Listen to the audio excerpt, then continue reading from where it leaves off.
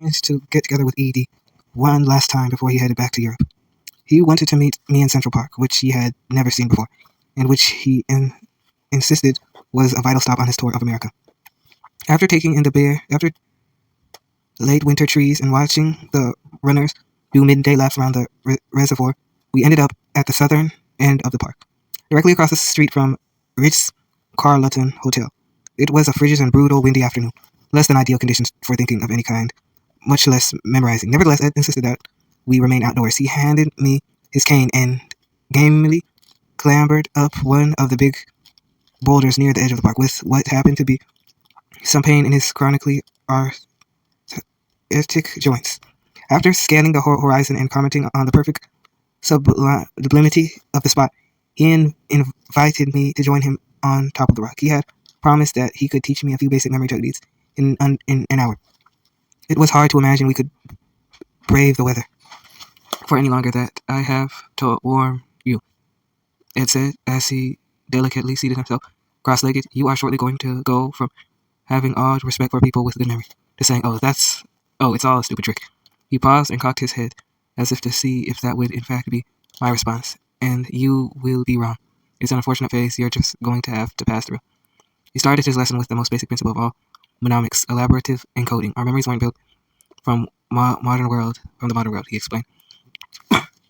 Like our visions, our capacity for language, our ability to walk upright, and even other one of our biological factualities, our memories evolved through the process of natural selection and in an environment that was quite different from the one we live in today. Most of the evolution that shaped the primitive brains of our pre-human ancestors into linguistic, symbolic, neurotic modern brains that serve us sometimes poorly today took place during the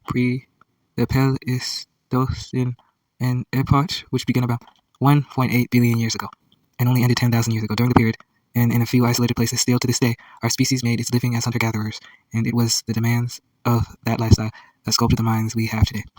Much as our taste for sugar and fat may have served us well in a world of scarce nutrition, but now maladaptive in a world of ubiquitous fast food joints, our memories aren't perfectly adapted for our contemporary information age. The tasks that we often rely on our memories for today simply weren't relevant in the environment in which the human brain evolved. Our ancestors didn't need to recall phone numbers or words for word instructions from their bosses or advanced placement U.S. history curriculum, or because they lived in relatively small, stable groups, the name of dozens of strangers at cocktail parties. What our early human and hominid ancestors did need to remember was where food was and the resources, and the route home, and which plants were edible and which were poisonous. Those are the sorts of vital memory skills that they depended on every day, and it was, at least in part, in order to meet those demands that human memory has evolved as it did. The principle underlying all memory techniques is our brains don't remember all types of information equally well.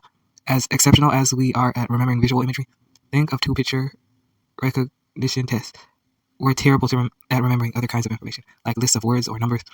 The point of memory techniques is to do what the synesthetes did instinctually, to take kinds of memories our brains aren't good at holding on to and transfer them into the kinds of memories our brains were built for.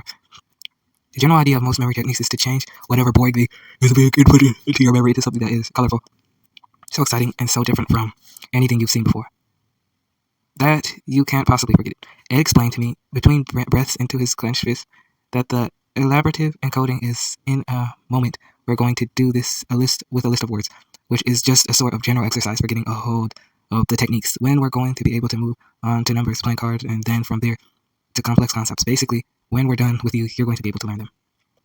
Anything you want, really. Ed recounted how on a recent visit to Vienna, he and Lucas had partied until dawn, the night before Lucas' biggest exam of the year, and only stumbled home just before sunrise. Lucas woke up at noon, learned everything for the exam in a memory blitz, and then passed it, said Ed. When you're that effective at learning, it's a bit of a temptation to not bother ourselves with feelings of academic guilt until the last possible moment. Lucas has figured out that effort is a rather vulgar exercise. Ed tucked his curls behind his ears and asked me what I wanted to memorize. We could start by learning something useful, like the Egyptian pharaohs or the terms of the American presidents. He offered, or perhaps a romantic poem. He could do the geological epoch if you like. I laughed. That sounds very useful. He could quickly learn all the American football winners for the last century or so, or the point average of the top baseball stars if you like. Do you really know all the winners of the Super Bowl, I asked. Well, no, I don't. I prefer cricket. But I'd like to be happy to teach you them to you. That's the point. We can quickly learn anything with techniques. Look you tempted or not. I'm tempted. Well, I suppose the most obvious practical use for this technique is mastery of one's to-do list. Do you keep a to-do list at home? Yes, sort of. From time to time. I see.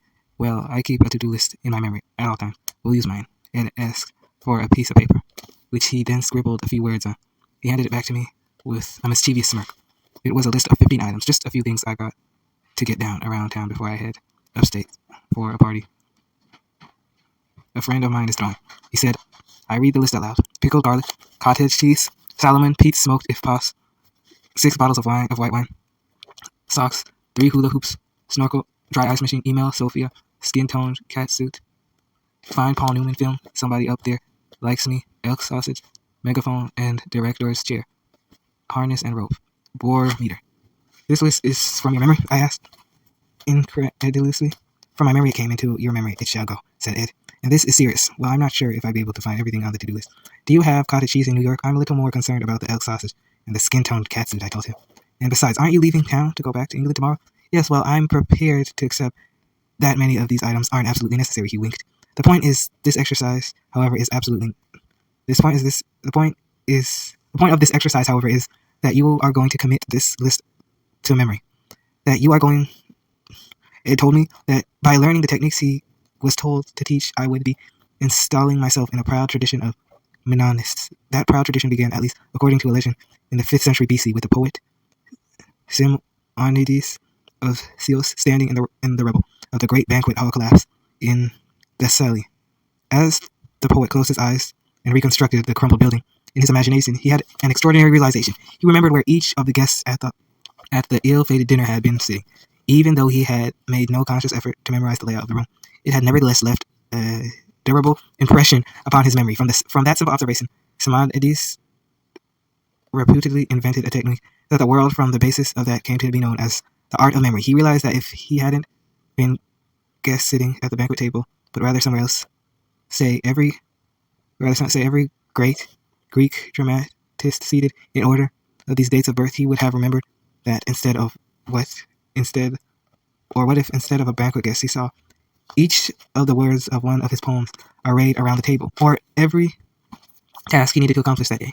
Just about anything he could be imagined, he reckoned could imprint upon his memory and kept in good order. Simply by engaging one's spatial memory in the act of remembering. To use Simonides' technique, all one has to do is convert something unmemorable like a string of numbers or a deck of cards or a shopping list or Paradise Lost in a series of engrossing visual images and mentally array them within an imagined space, and suddenly those forgotten items become unforgettable. Virtually all the nitty-gritty details when we have about classical memory shading, indeed, nearly all memory tricks in the mental athlete's arsenal were first described in short, anonymously authored Latin rhetoric texts between textbooks called the Rhetorica ad Hernium, written sometime between 86 and 82 BC. It is the only true complete discussion of the memory techniques invented by Simonides to have survived into the Middle Ages. Through the intervening 2,000 years have seen quite a few innovations in the art of many. The basic techniques have remained fundamentally unchanged from those described in the AD Hernium. This book is our Bible, Ed told me. Ed reads both Latin and ancient Greek, as well as speaking French and German fluently, and fancies himself an amateur classist. The AD Hernium was the first of the several ancient texts he pressed upon me.